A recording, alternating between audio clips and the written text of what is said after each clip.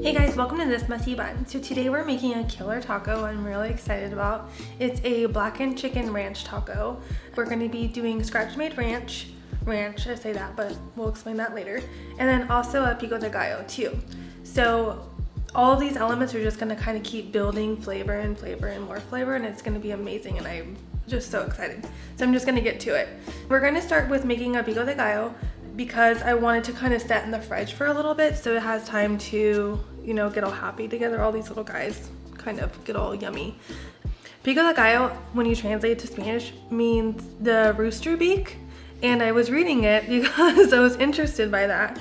It's because when it was first originated, people would eat it with their hands like this, like a cute little rooster beak. You see it? So it totally makes sense now. Still kind of weird and fun. Anyways, okay. So I went ahead and got everything kind of chopped because James hates when I'm chopping and making all the noise. So when you redid it, I went ahead and let's see, where do I want to start? Start from here. I did a quarter of an onion. It was a really big freaking onion, so did about a quarter of that. And the fun thing with pico de gallo too is just use whatever you have on hand. It's so versatile, so you could do red onion, yellow onion, white onion, just it doesn't matter. The red would be pretty though for color. Also did a half of a jalapeno, and I did 3 Roma tomatoes that I seeded with a spoon, so I kind of cut them in half and took the middles out. And about 2 tablespoons of cilantro.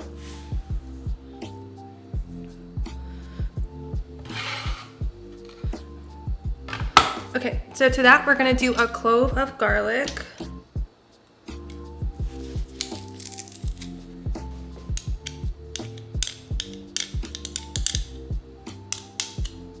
Cool. And let's do a little bit of salt. And I'm gonna do some pepper. I was gonna use that other pepper, but it's like a big container, it's ugly. And I'm gonna squeeze half of a lime. It smells so good. So fresh and vibrant. And it's gonna add some of the heat element that we're gonna need for this taco.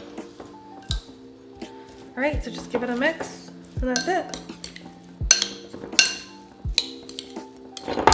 I seeded the jalapeno. You can, like I said, versatile. You can do no jalapeno, you can do a whole jalapeno. Serrano pepper is also really commonly used in pico de gallo too, so whatever you prefer. I'm gonna put this in the fridge, and then we're gonna come back and make the ranch. So the next part that we're gonna be making for our Blackened Chicken Ranch Taco is the ranch. And I say it like this because I know I've said this before, my family doesn't eat mayonnaise, not buying it, not having it whatsoever. So this ranch, we're going to be substituting mayo for Greek yogurt, which is going to give it like a fun little zip. And also, we're kind of, because we are doing a taco, I'm doing it a little differently. I'm using cilantro instead of the typical chive that would be in there because it's going to go really well with our taco. All right, so let's go ahead and just make the ranch because it's going to be super easy, and we also wanted to have time to like sit and chill and kind of get all vibed out in the fridge. So to start, we're going to be doing half a cup of sour cream and a quarter cup of plain Greek yogurt.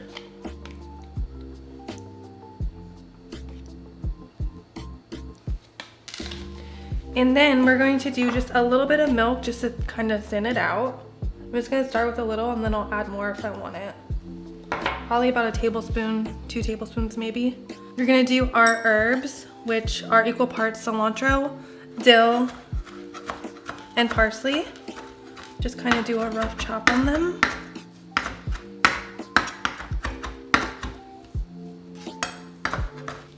Okay.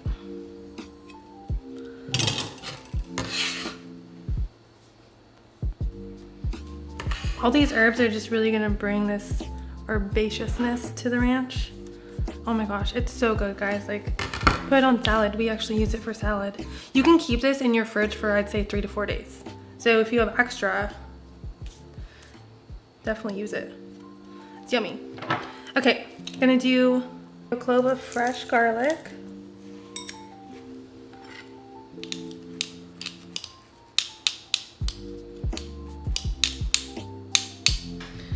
the zest and lime of the zest and juice of a lime. Remember with the zest, you just want to get the top. You don't want to get all the way to the white. Just the green.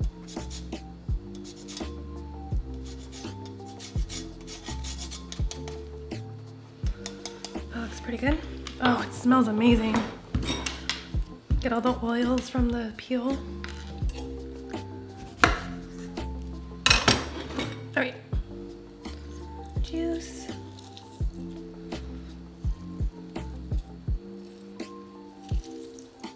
All right, and then just give this guy a little mix. Yeah, I think that's perfect. I don't want to do any more milk.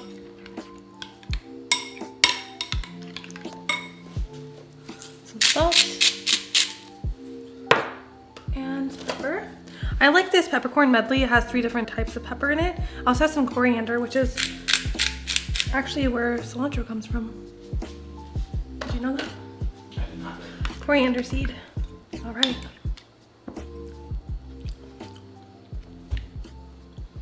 That's so good, guys. All the herbs and the acidity and the cooling, the zip and zest is gonna go so perfect with the blackened chicken, which is what we're doing next. So I'll be right back. Let me just get cleaned up. The blackened chicken is the next part that we're gonna be working on, and it's so yummy. Like, I wanna say the blackened chicken is gonna be the star of the show, but I don't think so, because everything that we're making is really just gonna come together perfectly. Like I said, build the flavor.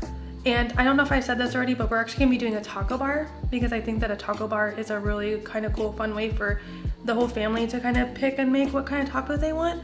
The must-haves, though, I will say, you have to have the pico, you have to have the ranch, you have to have the ranch and the chicken. Done. Pico, I guess you can do whatever, but the pico is really gonna add the tomato and the onion, the bite of the onion and the jalapeno, because even though we're using a lot of spices in the blackened chicken rub, it's not spicy. So you really want to kind of bring that in to kind of balance out all the flavor. Anyways, done talking.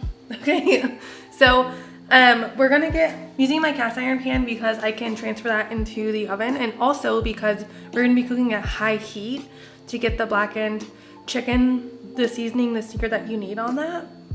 And then we're gonna put it in the oven. So I'm gonna turn my pan on high, and I have 2 tablespoons of butter in the pan already, just to kind of help get that nice crispy crunch on the outside. So like I said, it's gonna have a lot of spices, but it's not gonna be spicy, so don't be scared. It's gonna be okay, I promise. Okay, so to start, we're gonna do paprika, and I will have the measurements for all of these on the blog. Cumin, chili powder, garlic powder, onion powder, salt and pepper. Kind of just mix it with your hands. The most important thing about this is making sure the chicken, all of it has enough seasoning. You don't want to be shy. Don't be stingy, don't skip out. Because again, it's not going to be super spicy. So don't be scared.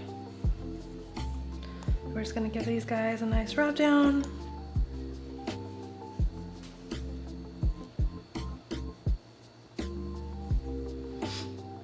In the taco bar, what I'm gonna be doing is lettuce, cheese, some jalapeno on the side, and some lime wedges.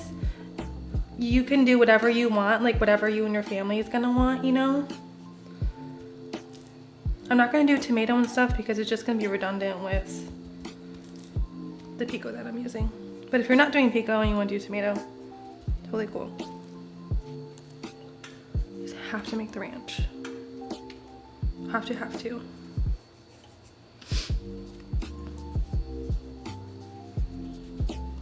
Like my family, like Aiden, okay, my son, he's not a condiment person whatsoever. Like he doesn't use ketchup, he doesn't use mustard, like nothing like that.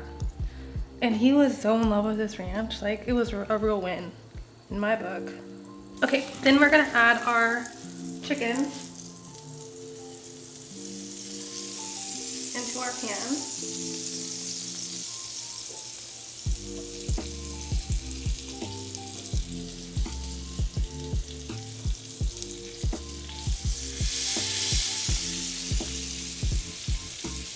hoping I can get them to all fit.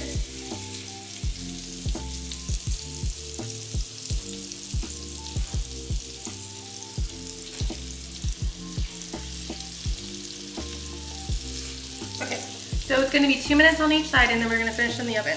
Let me just wash up. All right, so let's take a look and see. Yeah, do you see that beautiful color? That's what we're looking for. 2 minutes on each side, that's all you need.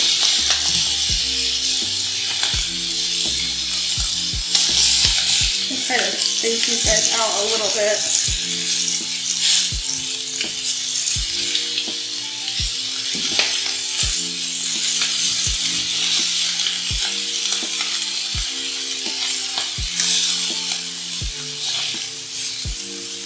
It smells incredible.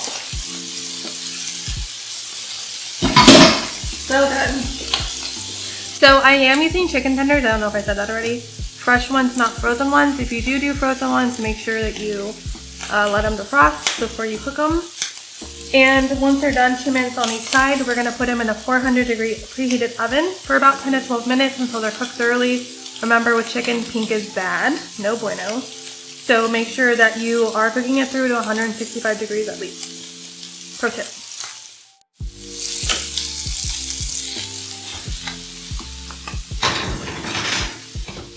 Those pans are heavy, man. Whoa, a little bit of a smoky there. You guys, I can't even explain. Do you see how yummy this chicken looks? Like, look at this thing. This is what you are looking for, exactly this. And I will, let me just say this little disclaimer. So your house may get a little smoky because of the amount of seasoning that we did use, but don't panic, like it's fine. Fire alarm's not gonna go off or anything like that, smoke detector. Just turn on your little oven fan dilly and you'll be fine. So good, but you do wanna let these rest a few minutes. And while they're resting, it's a good time to set up your taco bar, which I already did. Because I made the pico de gallo, I'm not doing tomato or onion or anything like that. Just switch it out, whatever you want to do. I feel like this is the way to go, obviously, but whatever you guys prefer. Okay, so I also have a tortilla kind of getting warm over here in this pan. So it's pliable and warm and yummy because you don't want like a soft, cold tortilla. I'm gonna scoot these guys over. And they're so juicy. Okay, so you just kind of want to do like a small little chop, just enough to be bite-sized so you're not having like a ton of big pieces of chicken. And it's perfectly cooked. Oh my gosh, it's so juicy. You guys, this taco is gonna be ridiculous. Okay. Okay, so I'm gonna take my tortilla, set that down there. So to that, we're going to do a nice amount of chicken on the bottom. And I don't know if I said this either. The chicken tenders that I used are a little over a pound, so that's about what you want. Perfect amount of seasoning for chicken and everything. So there's that. Then, next is this amazing ranch that we made. And again, don't be shy, give it a good amount. That ranch is really gonna cool down all the spice of the chicken. And then for my taco, I'm going to do some lettuce. I just kind of chopped up whatever lettuce I had. Some cheese. Maybe a little bit more cheese. And then this beautiful pico de gallo that we made.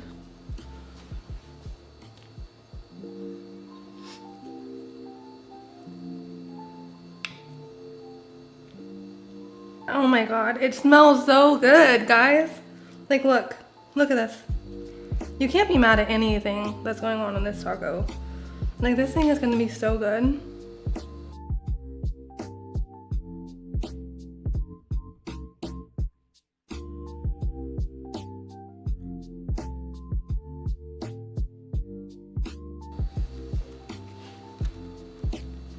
This taco is packed and it's not a bad thing. Not mad at it. There's so much going on in here. It smells so good. Oh my gosh, I can't wait.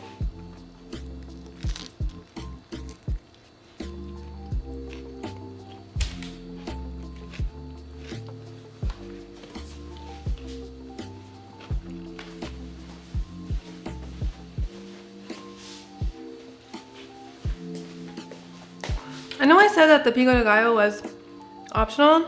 I changed my mind, it's not. You have to have it. I promised in the beginning that this was gonna be a freaking ridiculous taco, and I did not lie. Like, buckle up, get ready. Because the amount of flavor that's in this taco is so insane. The chicken, perfectly cooked, super moist, tons of flavor from the spice. Not spicy, but spice to make it that blackened chicken. The crunch and the sear on the outside, and then you get that ranch with all the herbs that come through and just kind of like cool it down. And the pico de gallo brings in the acidity and the heat. Oh my gosh, it's so good, guys. Man, I'm gonna go because I just want to eat this whole thing right now. So thanks for hanging out. The link for this recipe to make everything, the pico, the ranch, and the chicken, will be in the description for my blog. And then also, please remember, it would mean a lot if you would like and comment and subscribe. Thanks for hanging out. Thanks for being here. I really appreciate it. You know, keep coming back every week. It means a lot to me. And make this taco. Oh my God. You will not regret it. Buckle up. That's my seatbelt. And stay tuned for the wine pairing. Thanks for hanging out. Stay messy. Bye, guys.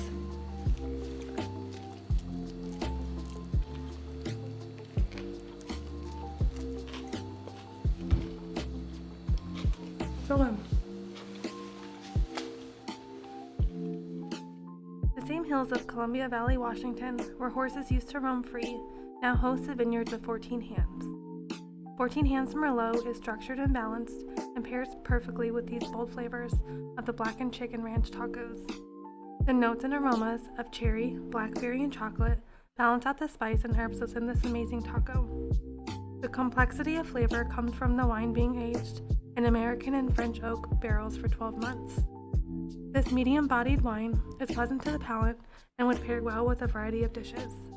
You can find this amazing wine in most marketplaces, as well as online on sites such as wine.com.